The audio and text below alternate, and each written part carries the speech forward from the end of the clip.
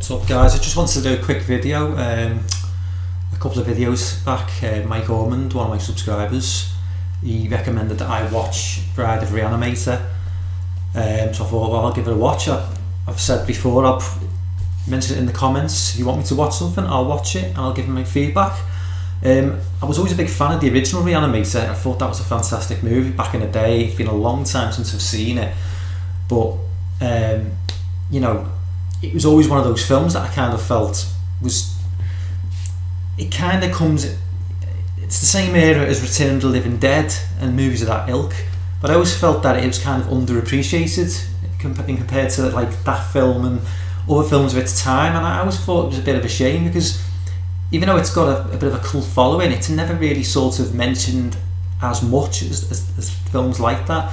And it came around at an interesting time. It was released in 1985, and there was a kind of like a little wave of films of similar style in terms of, like, there was a Lovecraft influence. Obviously, Re-Animator is based on Lovecraft's work. A year later, From Beyond was released, which also starred Jeffrey Combs, who was also in Re-Animator and Bride of Re-Animator. And From Beyond was based on Lovecraft's work. And in '86, Weird Science was released, which is obviously not about reanimating a dead body, but it is about, you know, bringing to life an inanimate object like a Barbie doll. And then in 1987 you had Deadly Friend, starring Christy Swanson, I think it was, which obviously in that film she dies and her boyfriend, he brings her back to life. So there was a little mini wave of this sort of like rejuvenation, reanimation in the mid-80s. But Re-Animator, you know, sort of set the trail for it in a way. And, you know, as I say, the original Re-Animator is, you know, it's a cult classic. You know, there's no other way to describe it. It's a genuine cult classic. It's a movie that was shot on a very low budget, didn't do a lot at the box office, but, you know, over the years has gained this sort of, you know, appreciation amongst people in the horror community like myself and a lot of other people. And Bride of Re-Animator was released in 1990, again on a pretty shoestring budget, but the film is just a testament to practical effects over CGI, because the practical effects in this film, even more so than the original in '85, are just on point. They're absolutely fantastic special effects.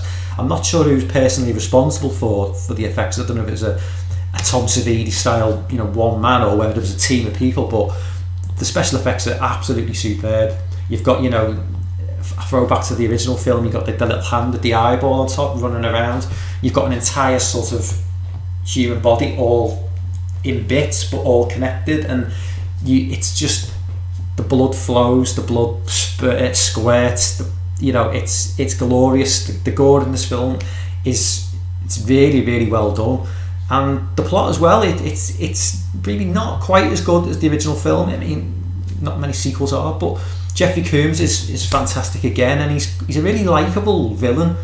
He's such a nerd, and because he's so physically, you know, weak, he's not really an intimidating character, and it's offset by his partner, obviously, who's, you know, a much more likeable, you know, human, good, and he is just a good guy who's just kind of partly brainwashed, I think, by Jeffrey Combs, and doesn't really know how to get out of these situations. But it's a, you know, as I say, it's a really well made film. It's a really well shot film, and, you know, the scenes in underneath the house, and, you know, in this like laboratory, it's like there are sort of elements of that. You can really see the Lovecraftian influence there.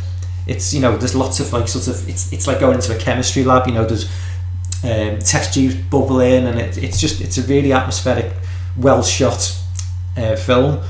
There are a couple of downsides. I don't like the sort of the big cop trailing him, you know, he's got a history with his Jeffrey Combs character, like, killed his wife, but, you know, I could have done without that. And then you've got the love interest, which is, yeah, we didn't really need that, I don't think. And I suppose it's a bit misleading, the title Bride of Re-Animator, because it's not actually Jeffrey Combs' bride in the film. It's, you know, it's his partner's, but His name escapes me actually, but I've only watched it today as well. But as I say, it is a really, really well made film, and I say if this had been made in 2005 or 2000 or even 1995, I think this movie would have maybe gone down the CGI route, and it's just a testament to the special effects of the day that it didn't. Because if it did, this movie would be probably forgotten about. I haven't seen the 2003 third film. I don't really want to see that. I mean, hopefully they have stuck to the practical effects, but it's not had great reviews on IMDb, so if I do watch it, it's probably going to be when I've got nothing else to watch. But if someone wants to recommend it, I will give it a watch and give it a little review. But so the best thing to take away from this film is it really is a special effects, in terms of practical effects, masterclass. And I can't speak highly enough about this film. It's yes, to say it's not as good as the '85 original, but maybe plot wise, the plot maybe not quite as strong. But in terms of the special effects, in terms of the action, in terms of the gore, it ups the ante. Even on the original, and the original was a fairly gory film.